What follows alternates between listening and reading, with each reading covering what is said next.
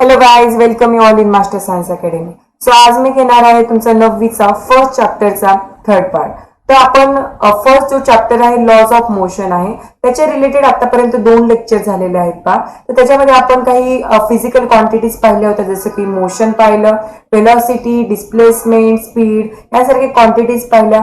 त्यानंतर न्यूटनचे 3 important equation पाहिले पहा, कायनेमॅटिकल इक्वेशन ऑफ द मोशन. तर ते 3 इक्वेशन आपण पाहिलेले होते आणि आजचे आपण पुढचे काही लॉज पाहणार आहोत न्यूटनचे. तर ते 3 इक्वेशन फार इम्पॉर्टंट आहेत. ते जर व्हिडिओ पाहिला नसेल तर तो आधी नक्की पाहून घ्या. सो फर्स्ट टॉपिकला आपण आज स्टार्ट करतोय. फर्स्ट टॉपिक आहे पहा युनिफॉर्म सर्क्युलर मोशन. तर सर्क्युलर मोशन म्हणजे काय? सपोज एखादी ऑब्जेक्ट जी आहे सर्क्युलर पाथ ट्रॅव्हल करत असेल किंवा सर्क्युलर पाथने मूव्ह होत असेल तर त्या ऑब्जेक्टची जी मोशन असते त्या ऑब्जेक्टच्या मोशनला कोणती मोशन म्हटलं जाते? सर्क्युलर मोशन म्हटलं जातं. Means when object moves along circular path and this motion of object is nothing but circular motion. परंतु आता इथे दिले युनिफॉर्म सर्क्युलर मोशन. आता याच्यामध्ये काय फरक आहे पहा. सेम येणार, फक्त जी ऑब्जेक्ट मूव्ह होती त्या ऑब्जेक्टचा जो स्पीड आहे तो कसा असेल? सर्व ठिकाणी काय असेल? कॉन्स्टंट असेल. Means object travels along circular path with the constant speed. म्हणजे इथे जर ऑब्जेक्टचा स्पीड पाहिला तो कॉन्स्टंट आहे, सेम राहतो. इथे म्हणजे पूर्ण पाथ ट्रॅव्हल करेपर्यंत ऑब्जेक्टचा जर स्पीड कॉन्स्टंट असेल तर ती मोशन म्हटलं जाते युनिफॉर्म सर्क्युलर मोशन. एक्झाम्पल जर विचारले तर क्लॉकचे हँड्स आहेत, त्यानंतर जायंट व्हील आहे. तर हे सर्व एक्झाम्पल येतील युनिफॉर्म सर्क्युलर मोशनचे. सो नेक्स्ट पॉइंट आहे पहा, आणि हा इम्पॉर्टंट पॉइंट आहे. हे जे लॉज आहेत फार इम्पॉर्टंट आहे, एक्झामला विचारले जातात. तर न्यूटनचा फर्स्ट लॉ आपल्याला पाहायचा आहे. तर न्यूटनचा फर्स्ट लॉ न्यूटनने काय सांगितलं होतं पहा. सपोज एखादी ऑब्जेक्ट जी आहे तर ती ऑब्जेक्ट कोणताही फोर्स न लावता जर ती स्टेबल ठेवली असेल तर ती ऑब्जेक्ट कशी राहते रे? स्टेबलच राहते. किंवा एखादी ऑब्जेक्ट ही मूव्ह होती, मोशन मध्ये आहे आणि त्या ऑब्जेक्टला जर कोणताच अडथळा आलाय किंवा कोणताही आपण एक्सटर्नल फोर्स अप्लाय केला नाही तर ती ऑब्जेक्ट सुद्धा कशी राहते? मोशन मध्येच राहते. म्हणजेच काय? Object continue to remain at a rest or in a state of uniform motion along a straight line unless an external unbalanced force acts on it. म्हणजे एखाद्या ऑब्जेक्टवर जर कोणताही एक्सटर्नल फोर्स लावला नसेल तर ती ऑब्जेक्ट आहे त्या कंडिशन मध्ये राहते. म्हणजे रेस्ट मध्ये असेल तर ती रेस्ट मध्येच राहते आणि जर ती मोशन मध्ये असेल तर विदाउट एक्सटर्नल फोर्स ती मोशन मध्येच राहते. ओके, हा आहे फर्स्ट लॉ. इथे दिले पहा, सपोज आपण बॉल कन्सिडर केलाय तर an object at a rest will remain at rest. म्हणजे ज्यावेळेस आपण फोर्स अप्लाय करत नाही तोपर्यंत ती सेम रेस्ट कंडिशनला आहे हा बॉल, आणि ज्यावेळेस मी इकडून किक मारली म्हणजे एखादा फोर्स वगैरे अप्लाय केला तरच ती मोशन मध्ये येणार आहे. आणि जर एखादी मोशन मधली ऑब्जेक्ट आहे आणि त्याला जर आपण काही धक्का लावला नाही किंवा कोणताही फोर्स जरी ते अप्लाय केला नाही तर ती सरळ आहे त्या लिनियर मोशन मध्ये काय करत राहील? ट्रॅव्हल करत राहील. ओके, सो आहे न्यूटनचा फर्स्ट लॉ. आता न्यूटनचा सेकंड लॉ काय होता पहा. तर न्यूटनने सेकंड लॉ मध्ये काय सांगितलं होतं की ऑब्जेक्ट जे आहे तर ते rate of change of momentum is directly proportional to force. हा न्यूटनचा सेकंड लॉ आहे. इथून ते इतका पहा की मोमेंटम जे आहे rate of change of momentum proportional to applied force. म्हणजे जे मोमेंटम असेल, मोमेंटमला डिनोट केलं जातं पी नी, तर ते अप्लाइड फोर्स म्हणजे डायरेक्टली प्रोपोर्शनल आहे फोर्सला. आता हे मोमेंटम म्हणजे काय? तर सपोज आपण एखादी ऑब्जेक्ट कन्सिडर केली, त्या ऑब्जेक्टला काहीतरी पहा मास असतं आणि ते ऑब्जेक्ट जर ट्रॅव्हल करत असेल तर त्या ऑब्जेक्टला काहीतरी वेलोसिटी म्हणजे स्पीड असतं. तर हे दोन्हीचं जर प्रोडक्ट घेतला म्हणजे मोमेंटम काय होतं पहा. Momentum is equal to product of mass and velocity. म्हणजे मास आणि वेलॉसिटी जर प्रोडक्ट घेतला तर आपण त्या ऑब्जेक्टचे काय फाइंड करू शकतो? मोमेंटम फाइंड करू शकतो. आता त्यांनी काय सांगितलेलं आहे की rate of change of momentum. Second law काय सांगतो की rate of change of momentum. आता rate of change of momentum म्हणजे काय? तर मोमेंटम मध्ये काही चेंजेस होत असतील टाइमनुसार, म्हणून हा फॉर्म्युला आपण changes in momentum upon time. आता मोमेंटम मी आता सांगितलं की मास इंटू वेलॉसिटी असते. मग चेंजेस म्हणजे आधी काय? फायनल वेलॉसिटी असेल आणि ते काय असेल रे? इनिशियल वेलॉसिटी असेल. त्या दोघांची मायनस. तर आता फायनल वेलॉसिटी म्हणजे तुमचं मोमेंटम काय ना? एम इंटू व्ही, आणि इनिशियल वेलॉसिटीचं मोमेंटम काय असेल? M into U. या दोघांची काय घेतलेली आहे? वजाबाकी घेतली आणि टाइम साठी डिनोट केलेला आहे टी. आता याच्यामध्ये आपण जर यम कॉमन काढला, मास कॉमन काढला, तर उरलं काय, V minus U upon T. आता हा फॉर्म्युला तुम्हाला माहित आहे, V minus U upon T म्हणजे कशाचा फॉर्म्युला आला रे, ऍक्सेलरेशनचा फॉर्म्युला आला. म्हणजे तुमचं rate of change of momentum आलेला आहे यम इंटू ए. हे झालं rate of change of momentum. Okay, so third हा जो सेकंड लॉ आहे तर तो काय सांगतोय की momentum, rate of change of momentum is directly proportional to force. आता rate of change of momentum म्हणजे तुम्ही आता काढलं यम ए आणि इज डायरेक्टली प्रोपोर्शनल टू आला फोर्स. जर आता हे डायरेक्टली प्रोपोर्शनल काढून टाकायचे असेल तर आपल्याला काय घ्यावी लागते रे, कॉन्स्टंट व्हॅल्यू घ्यावी लागते. मग मी कॉन्स्टंट व्हॅल्यू कन्सिडर केली के, आणि K is equal to M into A. म्हणजे फोर्स तुमचा आलेला आहे यम इंटू ए, म्हणजे मास इंटू ऍक्सेलरेशन. आणि हाच आहे तुमचा न्यूटनचा second law of motion, force is equal to mass into acceleration. Okay, so आपण नेक्स्ट आणि शेवटचा लॉस पाहणार आहोत. आता न्यूटनचा थर्ड लॉ होता. न्यूटननी थर्ड लॉ मध्ये काय सांगितलेलं आहे की एखादी ऑब्जेक्ट जी आहे, every action force has an equal and opposite reaction force which acts simultaneously.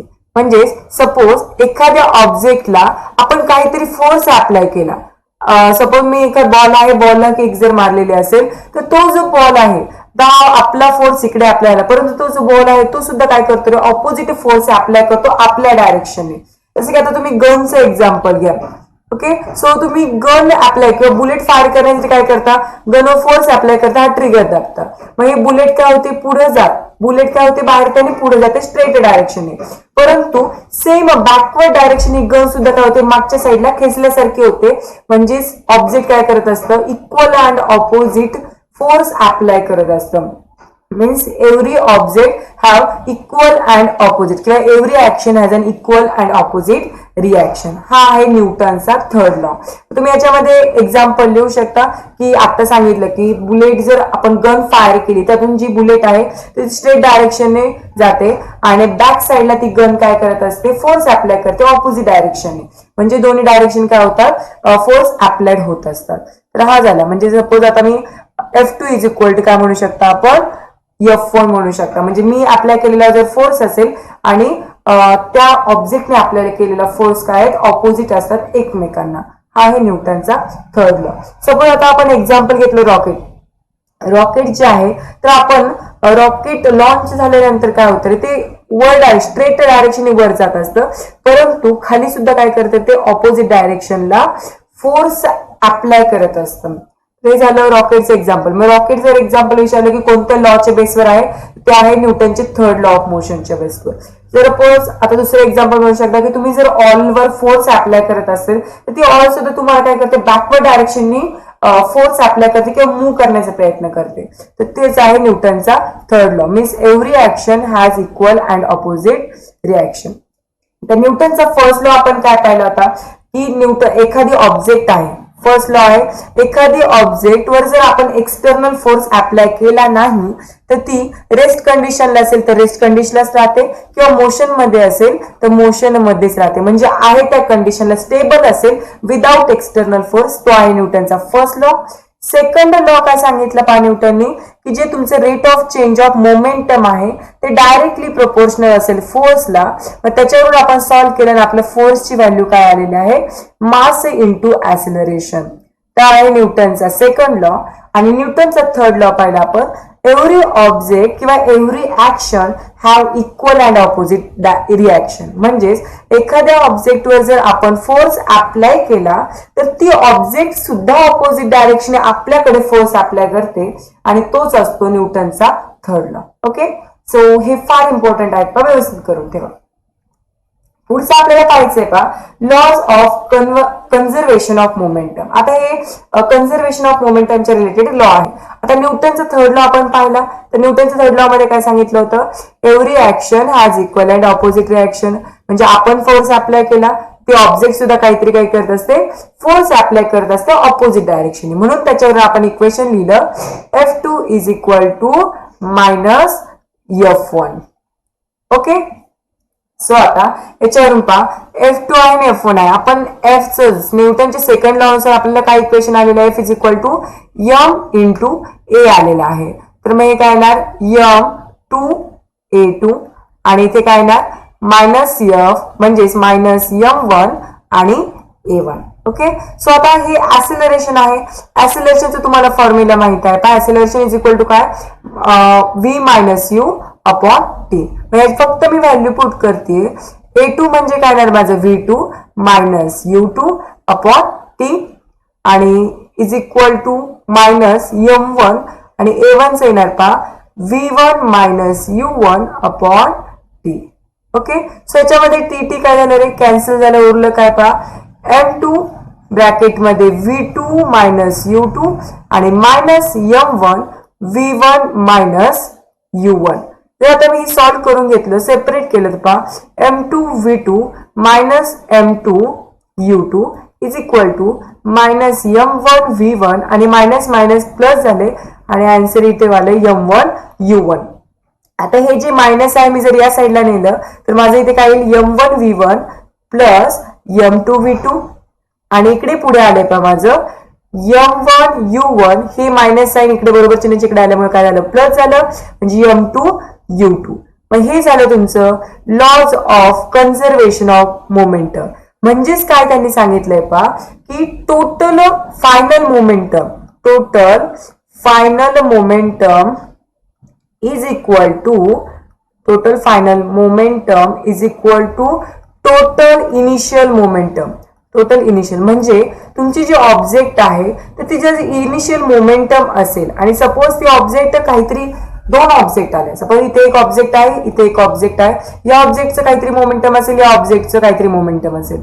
या ऑब्जेक्ट जर एकमेकांवर कोलाइड झाल्या तर या ऑब्जेक्टचं जे सुरुवातीचं मोमेंटम असतं सेम कोलाइड झाल्यानंतर सुद्धा काय असतं रे सेम मोमेंटम असतं. म्हणजे फायनल मोमेंटम जे असेल तेच काय इनिशियल मोमेंटम दोन्ही मोमेंटम काय असतं सेम असतं आणि यालाच म्हटलं जातं law of conservation of momentum. म्हणजे मोमेंटम हे कॉन्स्टंट राहतं सुरुवातीचंही आणि नंतरचं. पाहिजे एक्झाम्पल मध्ये दिलेलं आहे की ऑब्जेक्ट कन्सिडर केली ए आणि दुसरी ऑब्जेक्ट कन्सिडर केली बी. तर या ऑब्जेक्टचा स्पीड घेतलेला आहे पहा इनिशियल स्पीड आहे u1 u2 आणि नंतर एकमेकांवर काय झाले कोलाइड झाले आणि कोलाइड झाल्यानंतर या ऑब्जेक्टचा स्पीड झालाय पहा v1 आणि नंतर फायनल व्हॅल्यू म्हणजे v2 झालेला आहे. आणि ज्यावेळेस हे कोलाइड होण्याआधी यांचं जे मोमेंटम होतं म्हणजे m1 u1 plus m2 u2 हे जे मोमेंटम होतं कोलाइड झाल्यानंतर सुद्धा सेम असेल म्हणजे m1 v1 plus m2 v2 हे दोन्ही व्हॅल्यू काय असतील रे इक्वल असतील कोलाइड झाल्यानंतर सुद्धा. ओके.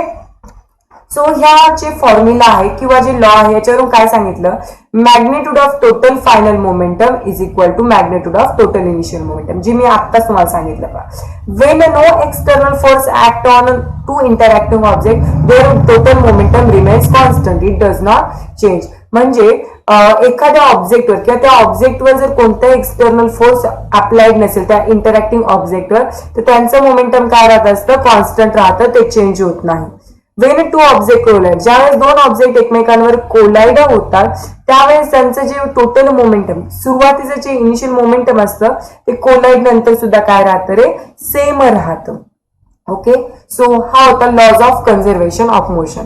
नेक्स्ट आणि आपल्याला याच्यावरचं काय एक्झाम्पल पाहिजे पहा तर एक्झाम्पल मध्ये काय दिले mass of a cannon is 500 kilogram and it recoils with the speed of the 0.25 metre per second. What is the momentum of the cannon. त्यांनी काय विचारलेलं आहे की या कॅननचं मोमेंटम काढा.